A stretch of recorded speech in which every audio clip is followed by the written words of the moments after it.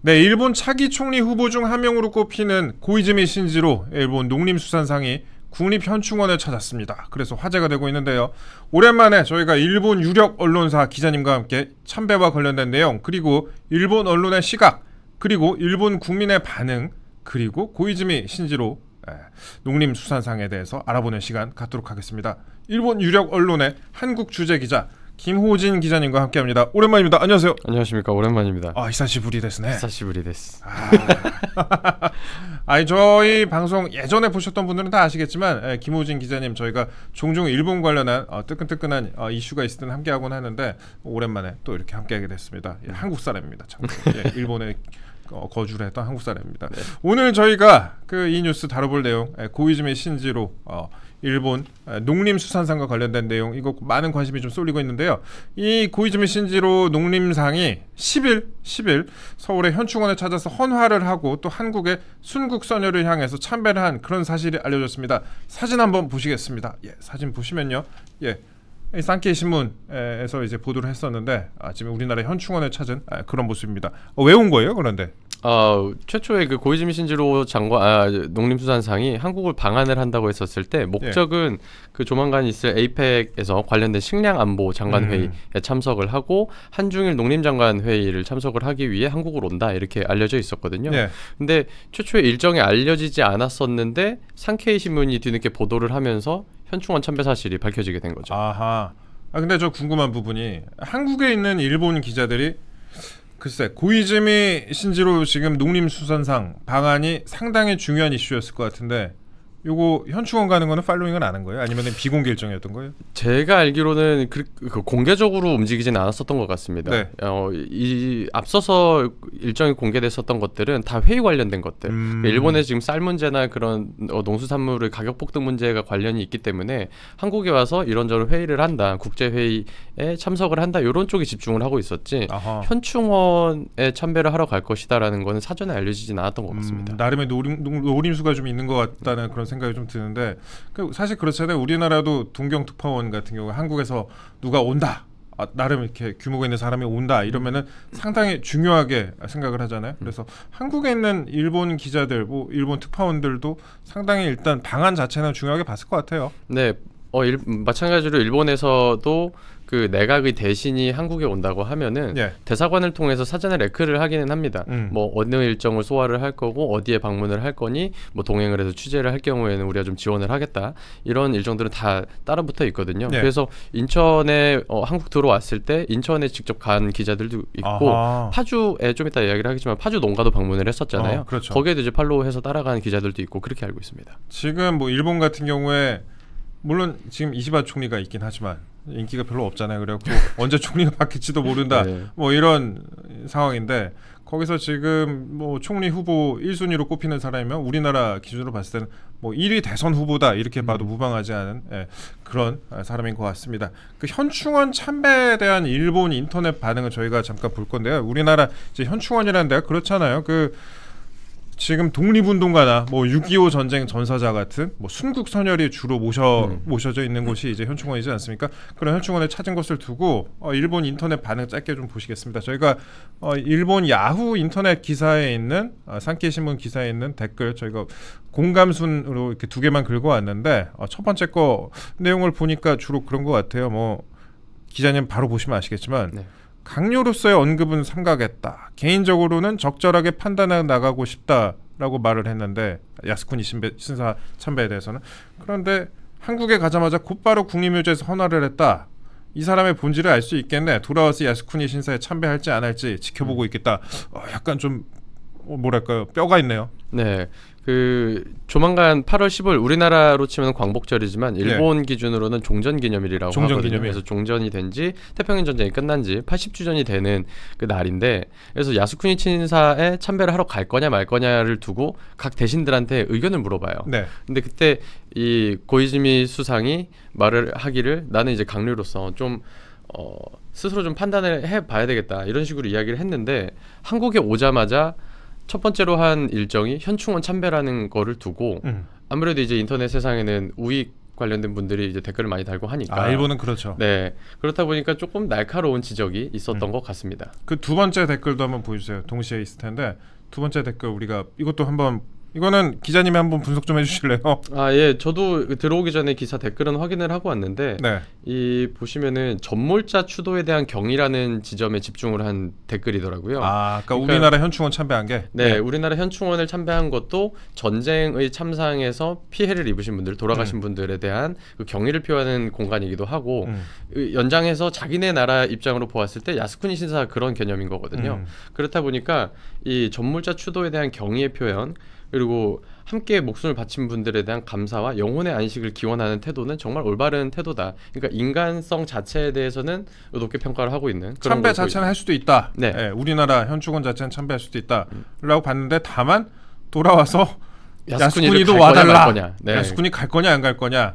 대충 이 정도 느낌이군요. 제가 일본 물론 이게 일본 국민의 일반적인 시각이라고 저희가 단정하기는 어렵지만 그래도 인터넷에서 활동하는 주로 우익들이 좀 많겠죠. 우익적인 성향들이 이런 성향이라고 보면 될 것 같습니다. 저희가 이게 그 니짠네루라고 하나요? 그 2CH 거기 반응 보다는 그래도 저희 이게 약간은 좀 더 일반적이겠죠. 네, 일본적이고 일반적이겠네요.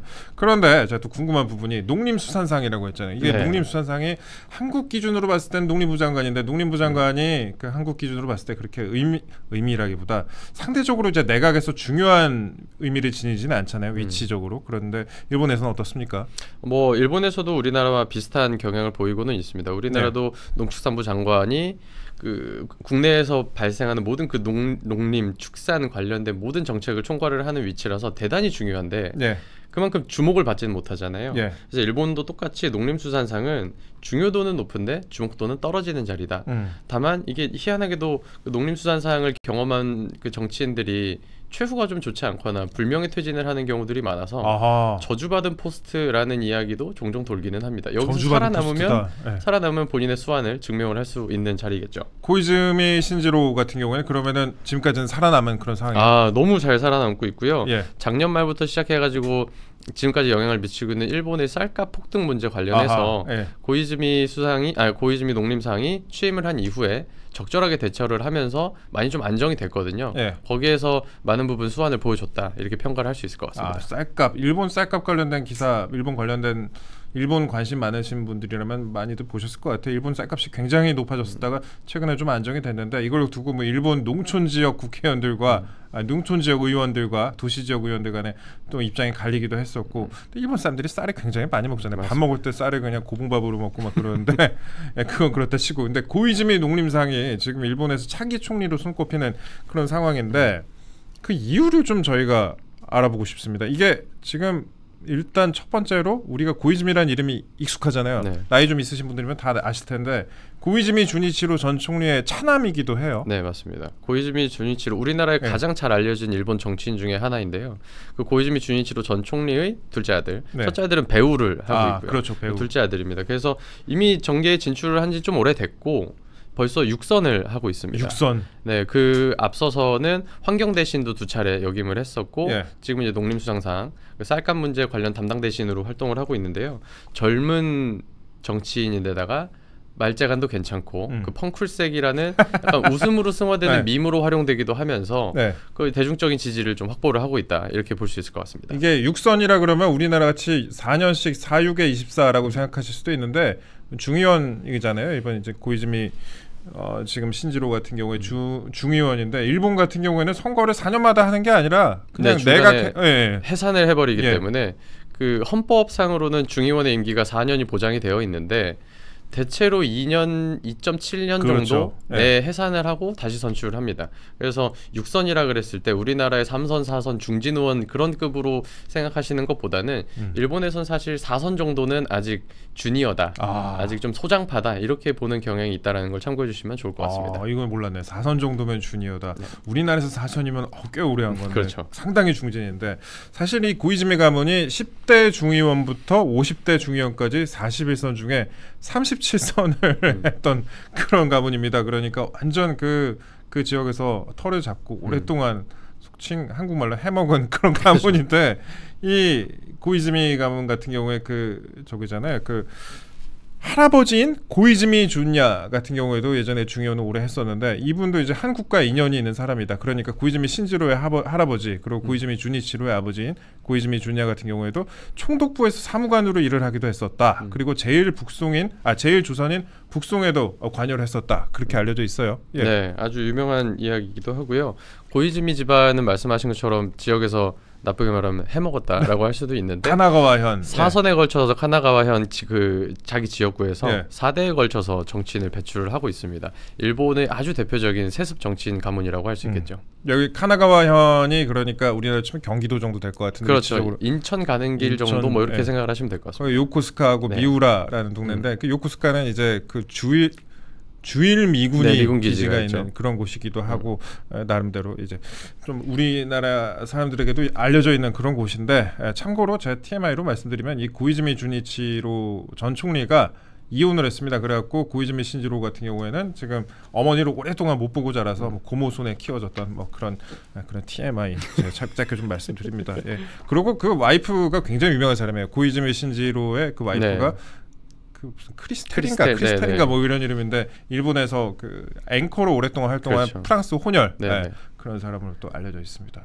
제가 나름 공부 많이 했습니다. 많이 준비해 오셨나요? 예, 제가 이런 거 관심 많습니다. 근데 이게 고이즈미 신지로 그 농림산 같은 경우 우리나라에서도 펀쿨색이라고 많이 알려져 있잖아요. 근데 펀쿨색 뭐 때문에 펀쿨색이에요? 펀쿨색 뭐 아시는 분들은 이미 다 아는 이야기기는 할 텐데요. 2019년 9월에 환경 대신 그러니까 우리나라로 치면 환경부 장관에 취임을 한 직후에 유엔 기후행동 정상회의에 이제 참석을 하러 간 거예요. 이제 고이즈미 신지로 이분이.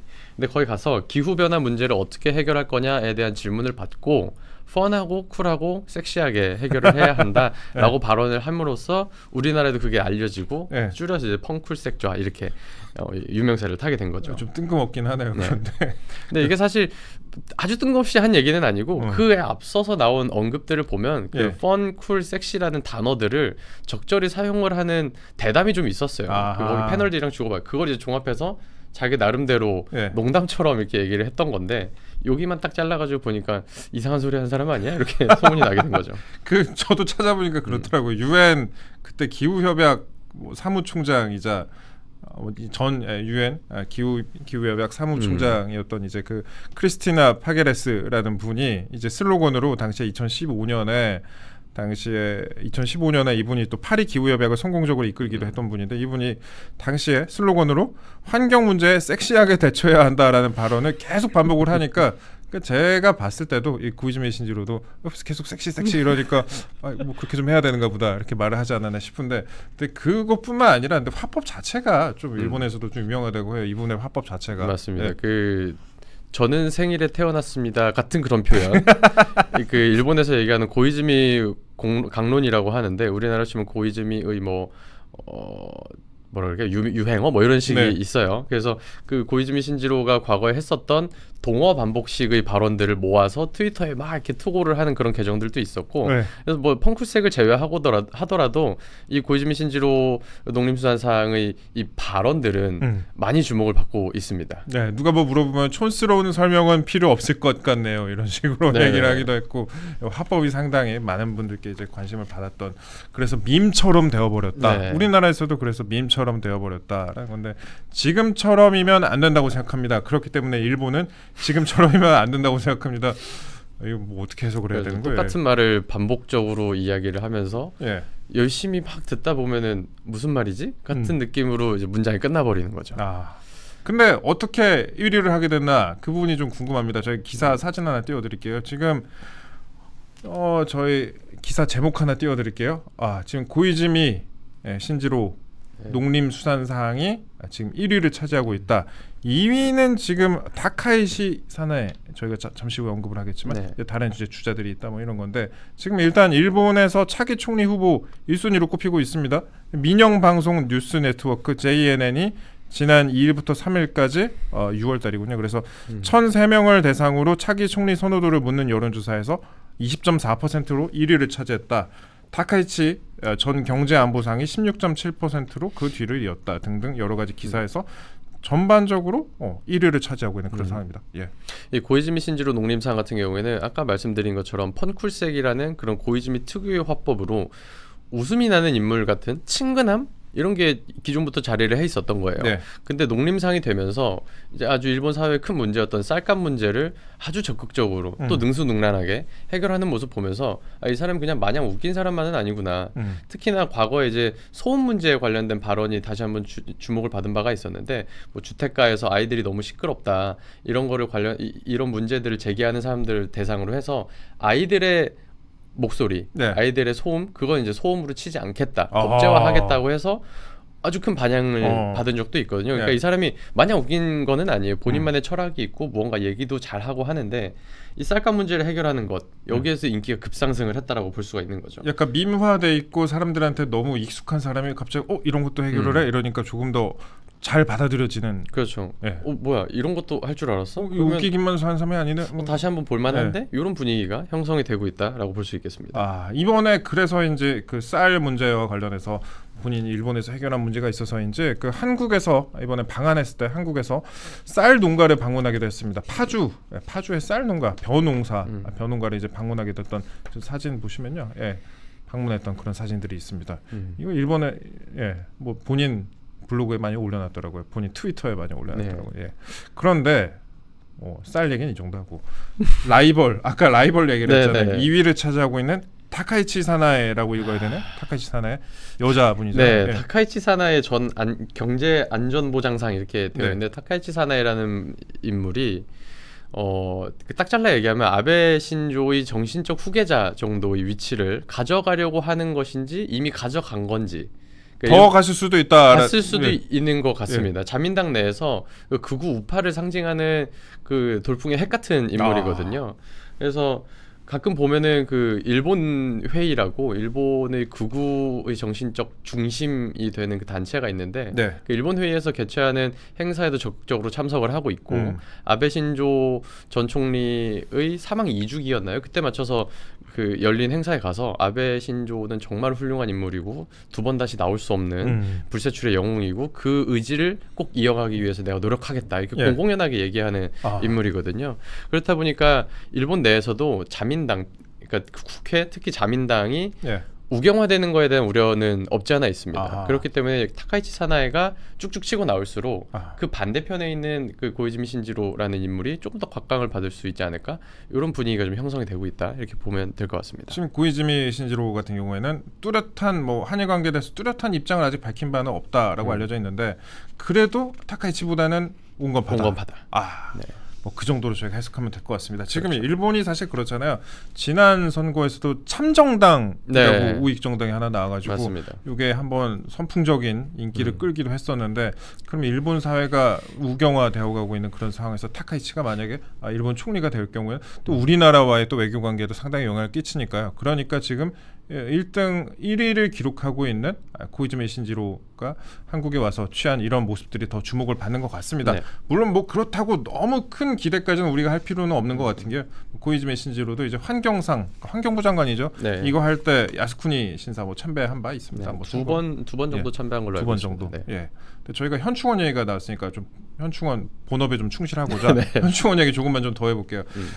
지금 우리나라 현충원을 일본 총리가 참배한 게, 요게 저희가 케이스를 좀 찾아보니까 2023년에 기시다 후미오 전 총리가 그때 당시 총리가 참배를 한 바 있습니다. 당시에 한일 관계가 상당히 좀 나아지고 있는 상황이었거든요. 그래서 이 참배가 12년 만이었다. 그때 전까지는 상당히 좀 경색됐던 상황이었으니까 일본 총리들이 이제 현충원에 참배한 역사가 좀 있는데, 그래도 이제 기시다 후미오 총리가 당시에 참배를 했었고, 그 다음에 여러분들 기억에 아시는 분은 아실 텐데 나카소네 야스히로 전 총리 80년대였죠.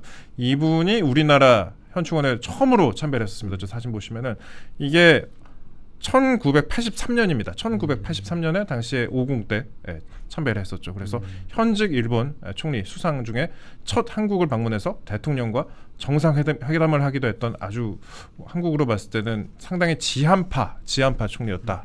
우리가 이 정도 짚어볼 수 있을 것 같습니다. 예, 나카소네 총리. 나카소네 총리는 일본에서도 상당히 유명한 사람이 아닐까? 상당히 유명하다. 역사적으로 의미를 아니고 일본 정치 역사에 한 획을 그은 인물이 누구냐라고 했을 때 그 획을 그은 사람들을 쭉 찾아보면 솔직히 5손가락 안에는 들어갈 것 같고요. 삼김 정도의 느낌 정도 그렇죠. 되겠네요. 최장수 총리 랭킹이 아마 4위인가 5위인가 그럴 거예요. 굉장히 오랫동안 재임을 했었고 일본 그 80년대 80년대 일본 정계에 미친 영향력은 결코 작지 않다. 이렇게 볼 수 있겠죠. 이 나카소네 전 총리 같은 경우는요. 일본은 한민족에게 상당히 폐를 끼쳐왔다라고 하면서 처음으로 그 과거사에 대해서 사과한 바 있고 그다음에 83년에 방한했을 당시에는 불행한 과거사에 대해서 일본은 엄숙히 받아들여야 한다고 생각한다라고 말한 바 있습니다. 물론 나카소네 같은 경우도 일본에서 우익 인사로 손꼽히는 사람이지만 그래도 지한파로서 이 정도 발언을 했었다. 당시에 이 정도 발언하는 게 쉬운 일은 아니었죠. 그래서 나카소네 총리 저희가 짧게 좀 말씀을 드렸습니다. 이번에 그리고 고이즈미 신지로 농림상 같은 경우에는 방한해가지고 조현 외교부 장관을 만났다고 합니다. 이것도 농림상, 그러니까 농림부 장관이 와가지고 외교부 장관 만나는 거 이것도 흔한 일은 아니잖아요. 흔한 일은 아니죠. 보통 이제 자기의 카운터파트인 뭐 농림부 장관을 만나긴 했습니다만. 예. 그 정도 일정을 소화하려나라고 생각을 했었는데 근데 사실 고이즈미 신지로 농림상이 한국에 들어오기 전에 이미 시민단체 쪽에서는 그 후쿠시마 관련된 수산물의 그 수입 제한 조치를 철회를 요구하지 않겠느냐라는 그 우려 섞인 목소리도 있었고 그래서 관련해서 뭐 집회하시는 분들도 종종 제가 이제 봤었는데요. 아니나 다를까 와서는 이제 조현 장관 만나면서 이제 수산물 수입 규제에 대한 철폐를 이제 요구를 하고 간 것으로 알려졌습니다. 일본 수산물 수입 규제를 철폐해달라. 그러니까 후쿠시마 원전 사태 이후에 우리나라가 지금 수입을 안 하고 있는 상황이잖아요. 그래서 이거를 수입 규제를 없애달라. 이런 상황입니다.